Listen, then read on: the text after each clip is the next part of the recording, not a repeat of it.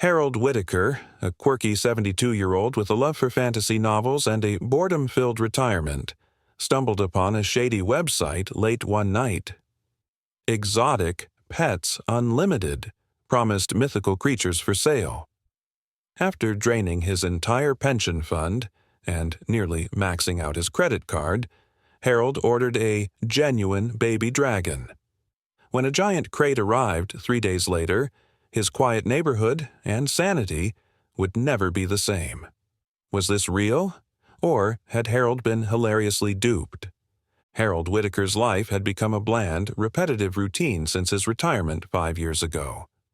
At 72, he had already read every mystery novel in his local library and watched every detective show on TV. His days blurred together, marked only by his morning tea, afternoon naps, and occasional passive-aggressive exchanges with his nosy neighbor, Mrs. Pickles. Harold thought retirement would be a blissful time of freedom, but instead he found himself stuck in the dreary monotony of suburban life. It was on a particularly uneventful Tuesday evening that Harold's life took a bizarre turn. His grandson, Liam, had come over to help him set up his new laptop, a gift from Harold's son who hoped it would keep him entertained. Liam patiently showed Harold the basics: email, internet browsing, and even how to use YouTube. Harold was skeptical at first, dismissing the device as a glorified typewriter. But once Liam left, Harold's curiosity got the better of him.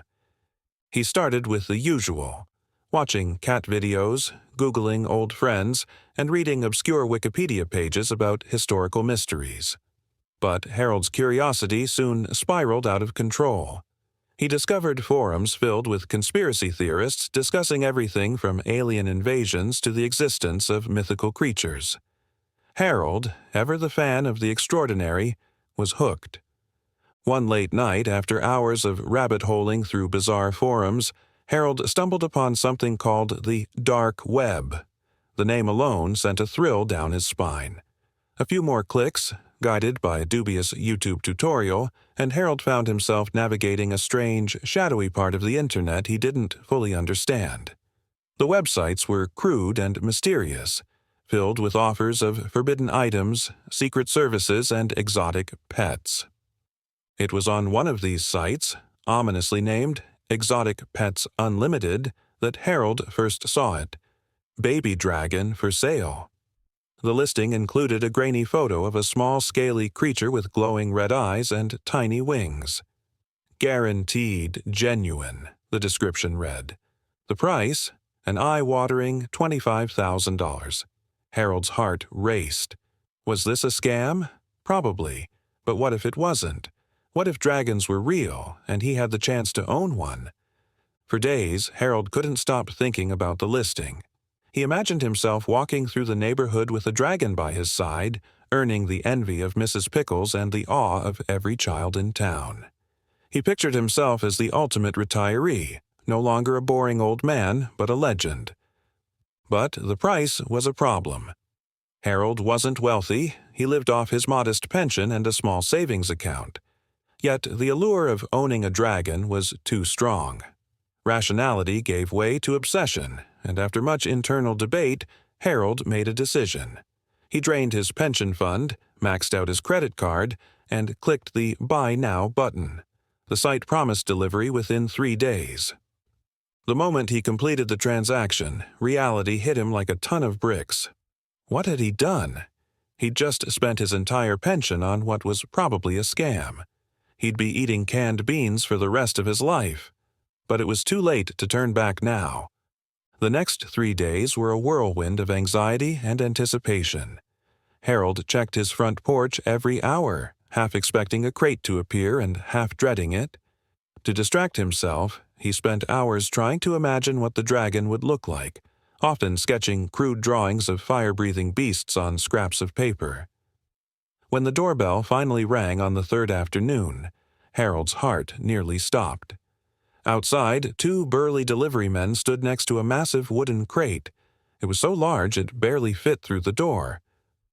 "What's in here?" one of the men asked, grunting as they pushed the crate into Harold's living room. "Oh, just a rare pet," Harold stammered, his face flushing red. The men exchanged skeptical glances but didn't press further.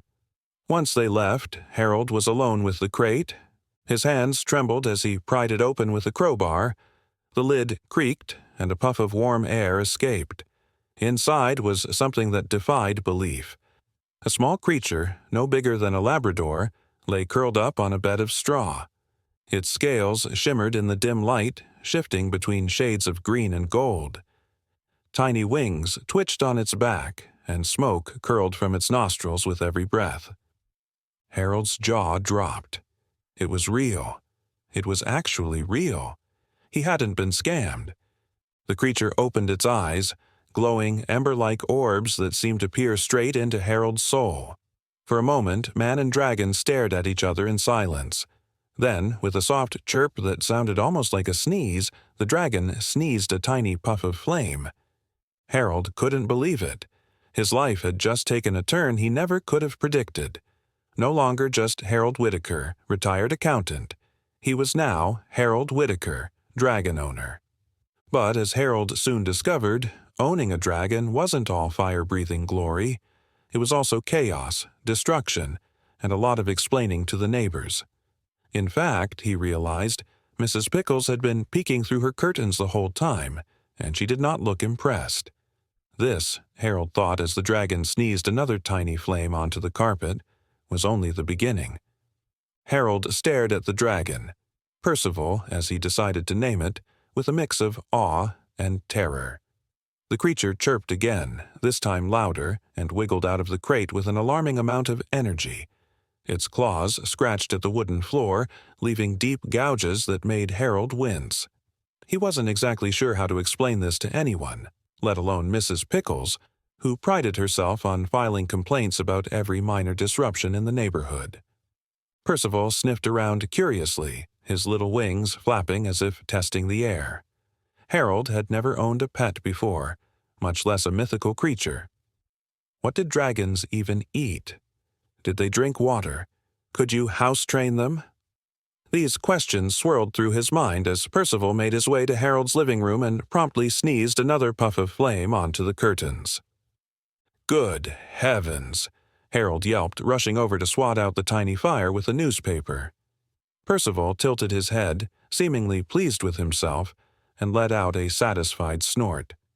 "Right, okay," Harold muttered, pacing back and forth. "This is fine. Everything's fine. You're just a little excited, that's all." But things were far from fine. Over the next few hours, Harold learned that dragons, at least baby ones, had an insatiable appetite. Percival sniffed around the kitchen, knocking over pots and pans before discovering Harold's stash of frozen meat. Before Harold could stop him, the dragon had torn through 3 packages of steak, 2 chicken breasts, and what Harold swore was an entire block of cheese. All Harold could do was watch, dumbfounded. "Well, there goes my dinner for the next week," he grumbled, rubbing his temples. He tried offering Percival a bowl of water, but the dragon only sneezed into it, turning it into steam. Brilliant, just brilliant. By the time night fell, Harold was utterly exhausted. Percival, on the other hand, was wide awake and bouncing around the house like an overgrown lizard on caffeine. Every time Harold thought the dragon was settling down, Percival would find something new to destroy: an old rug, a stack of magazines, and, to Harold's horror, the remote control for his TV. "You can't eat that!" Harold shouted, prying the mangled remote from Percival's jaws. The dragon chirped indignantly, his eyes glowing brighter in the dim light. For a moment, Harold thought the creature might breathe fire at him. Instead, Percival huffed and scampered off, his tail knocking over a lamp in the process. It was around midnight when Harold finally managed to corral Percival into the spare bedroom. He set up a makeshift bed using old blankets and pillows, hoping the dragon would at least stay put for a few hours. "There, that's your spot," Harold said firmly, pointing to the pile of bedding. Percival blinked at him, let out a small chirp, and curled up into a ball. Harold let out a sigh of relief. But just as he was about to leave the room, a loud knocking echoed from the front door. Harold froze. Who on earth could be visiting him at this hour? His heart raced as he crept toward the door, peeking through the peephole. To his dismay, it was none other than Mrs. Pickles, clutching a flashlight and looking thoroughly annoyed. "Harold Whitaker!" she barked the moment he opened the door. "What in tarnation is going on in there? I heard crashes, bangs, and what sounded like a flamethrower." "Oh, nothing to worry about, Mrs. Pickles," Harold said, forcing a smile. "Just reorganizing some furniture." Reorganizing furniture? At midnight? She peered past him suspiciously, her eyes narrowing. "What's that smell? It smells like something burning." "Burnt toast," Harold blurted out. "I forgot about it in the toaster. Happens all the time, you know." Mrs. Pickles didn't look convinced, but before she could interrogate him further, a loud crash came from the spare bedroom. Harold winced. "Oh, dear. Excuse me, Mrs. Pickles, I really must go, check on that toast." He slammed the door before she could protest, rushing back to the bedroom to find Percival perched on the windowsill, his wings spread wide. "No, no, no, don't you dare," Harold shouted, but it was too late. With a powerful leap, Percival launched himself out the window and into the night. Harold's heart sank. His dragon, his $25,000 dragon, was gone.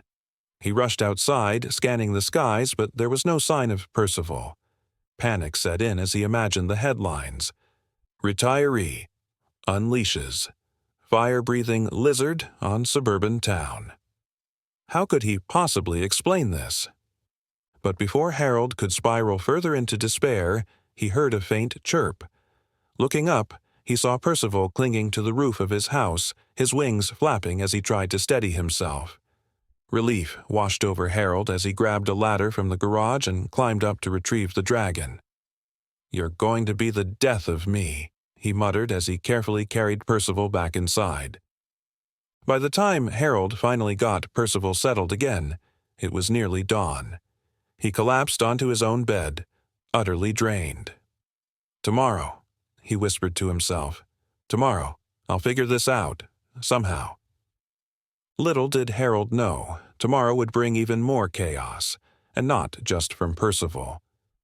Harold awoke to a loud crash, his heart pounding. For a fleeting moment, he hoped it had all been a dream. The dragon, the chaos, the fiery sneezes. But the scorched smell in the air dashed his hopes. He rushed to the living room to find Percival perched atop the bookshelf, wings spread wide. Below him lay a pile of toppled books and shattered knickknacks. "Get down!" Harold barked. Percival leapt off, landing squarely on Harold's coffee table, which cracked under his weight. "Fantastic," Harold muttered, surveying the destruction. Percival, unfazed, sniffed at a porcelain figurine Harold's late wife had adored. "Don't even think about it," Harold snapped. Too late, Percival chomped down, chewing with gusto. The doorbell rang, interrupting Harold's futile attempt to save his living room. He froze. The last person he wanted to see was Mrs. Pickles, but instead it was a delivery man standing beside several large boxes. "Dragon Care Essentials," the man said, handing Harold a clipboard. Harold vaguely recalled signing up for premium Dragon Care supplies, in a haze of late-night panic. Inside the boxes were heat lamps, fireproof bedding, and an ominous guidebook titled "So You've Bought a Dragon," a survival guide. Flipping through, Harold's anxiety grew. "Dragons grow rapidly. Expect significant property damage," the guide warned. "Significant property damage," Harold muttered. He glanced at Percival, who was now attempting to shred the box the heat lamp came in. "You're going to ruin me," he groaned. His phone buzzed, a text from his son Richard. "Coming over today with the kids. Can't wait to see you." Harold's stomach dropped. How could he hide Percival? Locking him in the attic might contain the chaos, but probably not the smoke. In desperation, Harold set up the heat lamp and bedding in the kitchen. "Stay here," he told Percival, who chirped innocently. Harold hurriedly cleaned the living room, stuffing broken furniture into the garage and spraying air freshener to mask the burnt smell. When Richard arrived with his 2 young children, Harold plastered on a smile.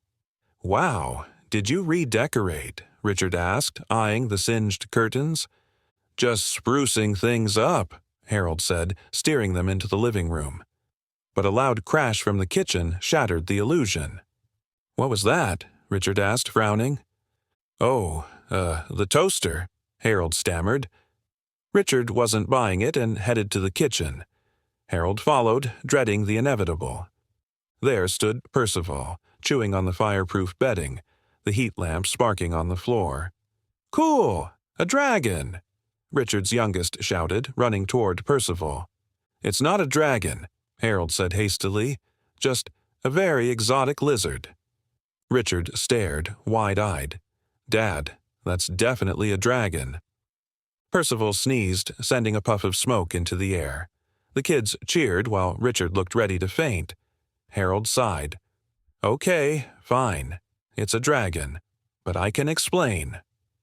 As Harold recounted his dark web purchase, Percival climbed onto the counter and let out a tiny, triumphant roar.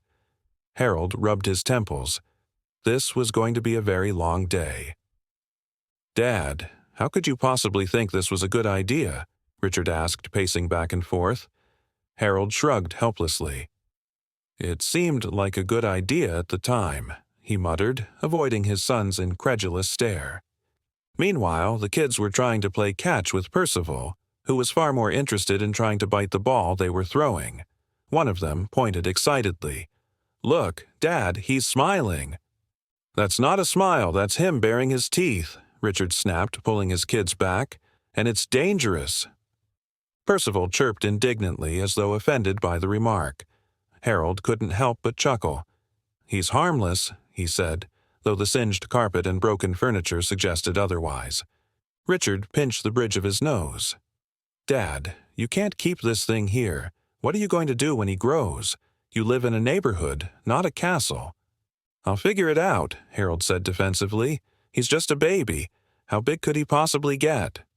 "Dad, he's already eating you out of house and home," Richard pointed out, gesturing to the open bag of dragon chow on the counter. "And what happens when the neighbors see him?" Harold sighed. Richard had a point, but as he watched Percival curl up on the fireproof bedding, purring softly, he couldn't bring himself to consider giving the dragon up. "I'll manage," he said firmly. "I always do." By the time Richard left, his kids waving happily at Percival, Harold slumped into a chair, utterly drained. Percival hopped onto his lap, curling up like a cat. "You're more trouble than you're worth," Harold muttered. Percival purred softly, a faint trail of smoke escaping his nostrils. Harold sighed. "But I guess you're family now." That night, Harold read through the survival guide again, this time taking notes. Step 1. Prevent fire hazards, he read aloud, glancing at his increasingly charred curtains. Step 2. Establish boundaries. He looked at Percival, who was now trying to fit his head into a cereal box. "Boundaries," Harold muttered. "That's going to be the real challenge." The next morning, Harold woke to find Percival curled up on the kitchen counter, surrounded by the remains of last night's leftovers. Harold groaned, rubbing his temples. "This can't keep happening," he muttered. The refrigerator was ajar, the cabinets had scorch marks, and half a meatloaf was gone.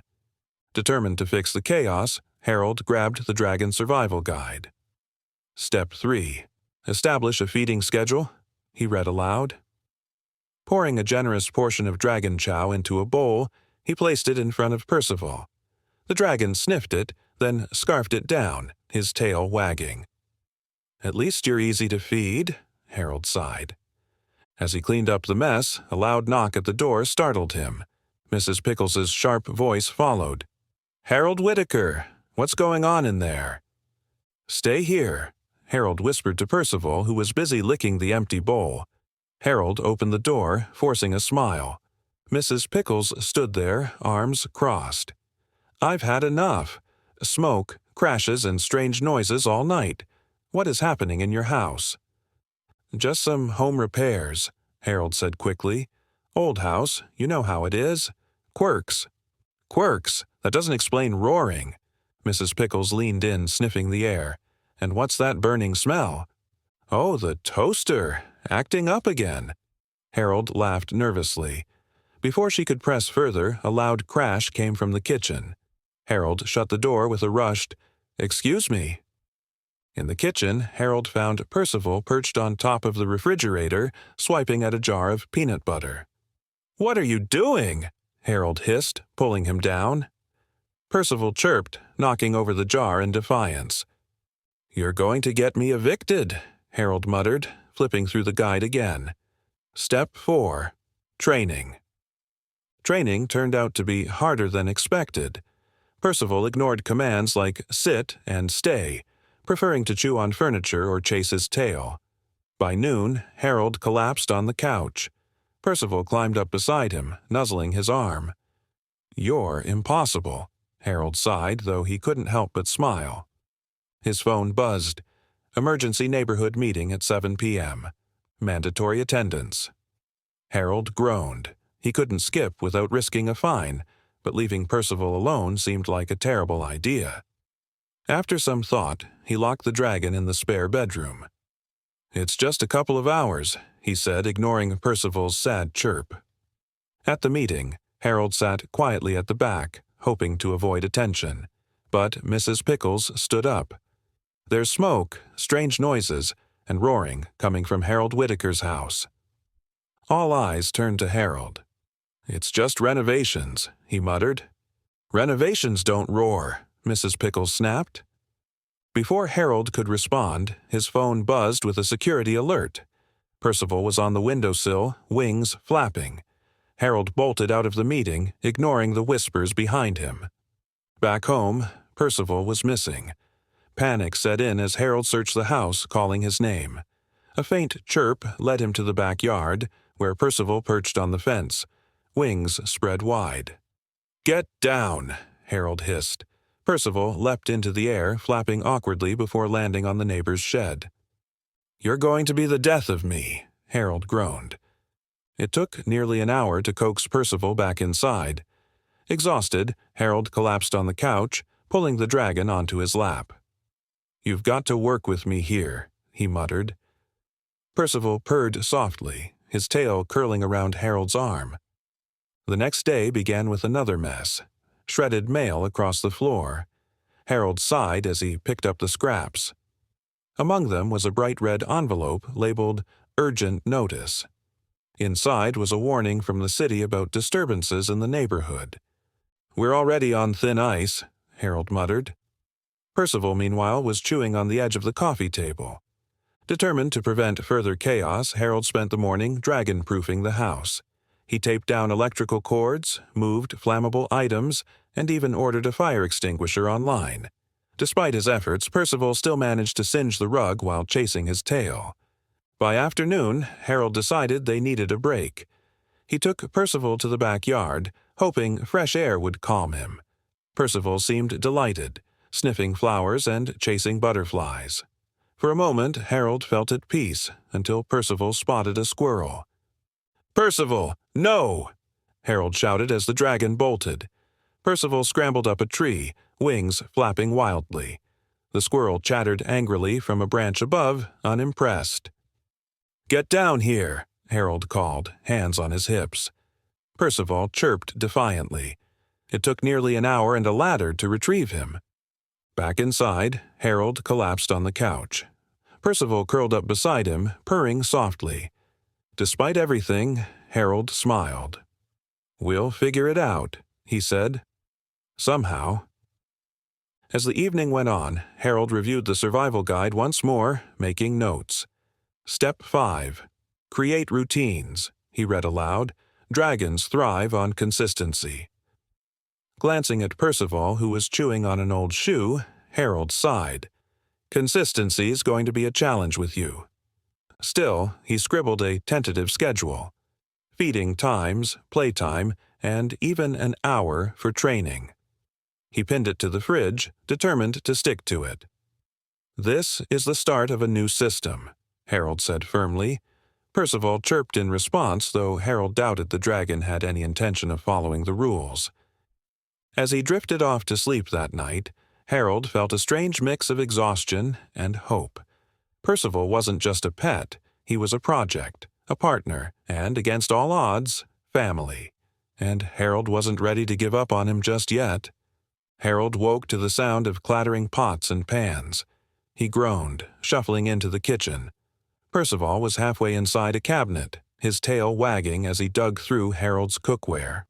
"What are you doing now?" Harold demanded, pulling the dragon out. Percival chirped innocently, a colander stuck on his head. "Breakfast first, chaos later," Harold muttered, grabbing the bag of dragon chow. He poured a bowlful, but Percival snatched it mid-air, scattering the pellets across the floor.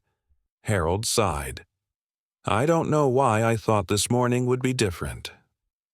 As Harold cleaned up, his phone buzzed with a notification. It was an email from the neighborhood association about the upcoming block party. Harold frowned. A block party meant nosy neighbors everywhere, and Percival was impossible to hide. "This is going to be a nightmare," Harold muttered.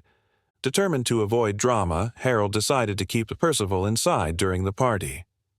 "You'll stay in the spare bedroom," Harold said firmly. Percival chirped in protest, but Harold ignored him, dragging the dragon upstairs. He set up the heat lamp and fireproof bedding.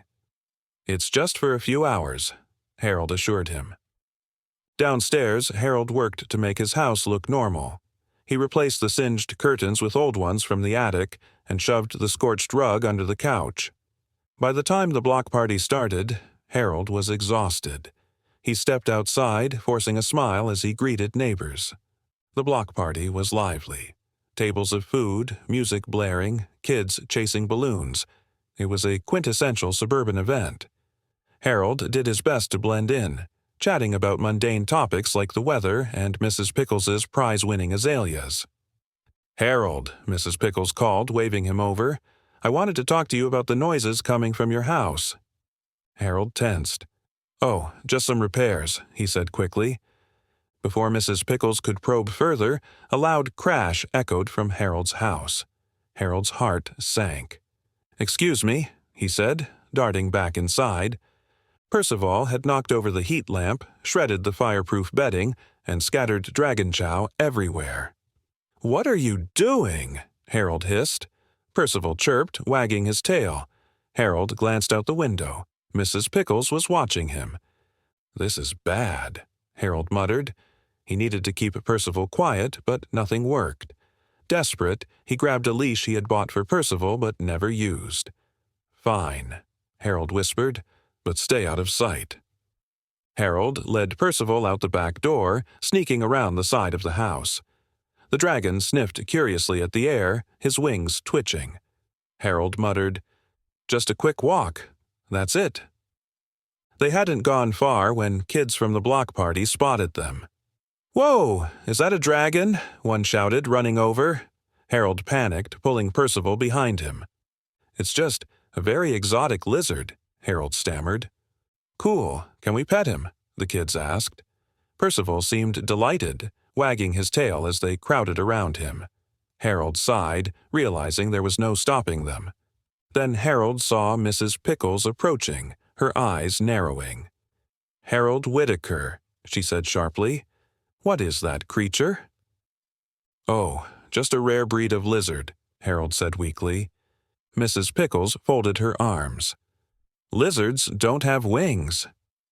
Before Harold could respond, Percival sneezed, sending a puff of smoke into the air. The kids squealed with excitement while Mrs. Pickles gasped. "That's a dragon." The neighbors gathered, murmuring as they caught sight of Percival. Harold's mind raced. How could he explain this? "It's not what it looks like," Harold blurted. "He's harmless, just a baby." "A baby dragon!" Mrs. Pickles shrieked. "That's a safety hazard." The murmurs grew louder. Harold felt panic rising, but then Percival wagged his tail and nuzzled one of the kids who giggled and patted his head. "See?" Harold said quickly. "He's friendly, like a big puppy." The neighbors hesitated. The kids' laughter seemed to soften their expressions. Even Mrs. Pickles faltered as Percival rolled onto his back, letting the kids rub his belly. After a tense silence, one neighbor chuckled. "Well, as long as he doesn't burn the place down." Harold laughed nervously. "He's very well behaved," he lied. "Completely under control." The neighbors slowly returned to the party, though a few glanced back at Percival. Mrs. Pickles gave Harold a pointed look before walking away, muttering under her breath. Harold knelt beside Percival. "You're going to get me in so much trouble," he whispered. Percival chirped, licking Harold's face. As the block party wound down, Harold managed to sneak Percival back inside. He collapsed onto the couch, exhausted. "Well, that could have gone worse," he muttered. Percival curled up beside him, purring softly. Harold glanced at the survival guide on the coffee table. He flipped to the last chapter. Living with a Dragon. Long term. The first line read, "Patience is your greatest tool." Harold sighed. "I'm going to need a lot of that." Despite the chaos, Percival had become part of his life, a chaotic, fire-breathing, winged part of it. And, for better or worse, Harold was determined to make it work. 2 weeks had passed since the block party, and Harold was still dealing with the aftermath. While most neighbors seemed to tolerate Percival, Mrs. Pickles had turned her disapproval into a full-blown campaign. Harold regularly found notes in his mailbox. "Dragons don't belong in suburbs." Or, "Think of the children." "Think of my sanity," Harold muttered, tossing another note onto a growing pile on the coffee table. Percival chirped from the corner, chewing on an old slipper. Harold sighed. "You're not exactly helping your case, you know." The Dragon Survival Guide sat open on the couch. Harold flipped to a section titled Managing a Dragon's Public Image. He read aloud, "Step 1. Build trust with neighbors. Demonstrating harmlessness is key to coexistence." "Harmless," Harold muttered, eyeing Percival, who had just ignited the slipper in a burst of flame. Grabbing the fire extinguisher, Harold sighed as he sprayed foam over the smoldering remains. "We're really off to a great start here." His phone buzzed. It was a text from Richard. "Coming over with the kids. They can't stop talking about the dragon." Harold groaned. He spent the next several hours patching up scorch marks, taping cords out of reach, and moving flammable items to high shelves. He even attempted to teach Percival to sit, without catching anything on fire. By the time Richard arrived, Harold was already exhausted. "Grandpa!" the kids shouted, bursting through the door. Percival chirped excitedly, wagging his tail as the children surrounded him. "Remember," Harold warned, "no loud noises and no sudden movements. He's still adjusting." Richard grinned. "Relax, Dad. He's like a dog with wings. What's the worst that could happen?" Harold frowned but said nothing, watching nervously as the kids played with Percival. To his surprise, the dragon seemed unusually calm. For a fleeting moment, Harold allowed himself to relax. That moment ended when the doorbell rang. Harold opened the door to find Mrs. Pickles standing on the porch, her arms crossed. "Harold Whitaker," she said, her voice sharp, "we need to talk." "Now's not a good time," Harold said quickly, glancing back at the living room, where one of the kids was attempting to ride Percival like a pony. "I've contacted the city," Mrs. Pickles continued, ignoring him. "They're sending someone to inspect your property. This is a residential neighborhood, not a zoo." Before Harold could respond, a loud crash came from inside. He turned to see that Percival had knocked over a lamp while trying to dodge the children. Smoke was already rising from the carpet. "I'll call you later," Harold said, slamming the door before Mrs. Pickles could continue. Back inside, Harold grabbed the fire extinguisher and put out the smoldering carpet. "That's it," he said, pointing at Percival. "You're going to get us kicked out of the neighborhood." Percival blinked innocently, then sneezed, sending a small puff of smoke into the air. Richard chuckled. "He's got personality. I'll give him that." "That's one way to put it," Harold muttered, rubbing his temples. The next morning, Harold awoke to the sound of a truck pulling into his driveway. Peeking out the window, he felt his stomach drop. A city inspector had arrived, clipboard in hand, and standing beside him was Mrs. Pickles, looking smug. Harold threw on a jacket and opened the door, forcing a smile. "Good morning." The inspector introduced himself as Mr. Grayson. "We've received reports about disturbances. May I take a look at your property?" "Of course," Harold said, though his voice was strained. "May I see the animal in question?" Harold hesitated, but led them inside. Percival blinked sleepily from the couch, wagging his tail as Mr. Grayson approached. "Interesting," the inspector murmured, crouching to examine the dragon. "He doesn't seem dangerous." "Not dangerous!" Mrs. Pickles shrieked. "It's a fire-breathing menace." As if on cue, Percival sneezed, sending a puff of smoke into the air. Mr. Grayson brushed ash off his clipboard. "Unconventional, but he seems well behaved. As long as safety measures are in place, I don't see an issue." Mrs. Pickles looked outraged. "But—" "Thank you for your time," Mr. Grayson said, cutting her off. He shook Harold's hand and left, leaving Mrs. Pickles fuming on the porch. Harold closed the door and leaned against it, letting out a long breath. "That was too close," he muttered. Percival chirped, hopping off the couch and nuzzling Harold's leg.